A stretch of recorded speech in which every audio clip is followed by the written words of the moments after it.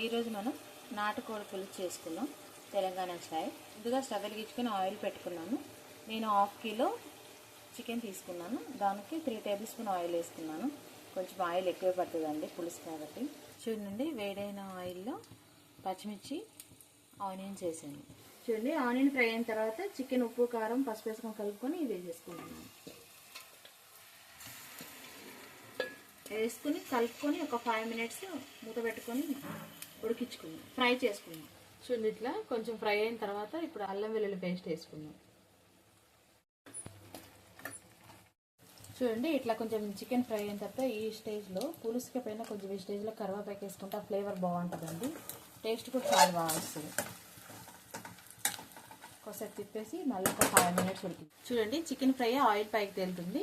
ఈ టైంలో మనం నీళ్ళు వేసుకున్నాం. పులుసు కోసం ఎంత థిక్నెస్లో కావాలో అంత పోసుకోవాలి. ఇలా తిప్పుకొని ఇప్పుడు ఒక 10 మినిట్స్ మీడియం ఫ్లేమ్లో మూత పెట్టుకొని ఉడికించుకుందాం.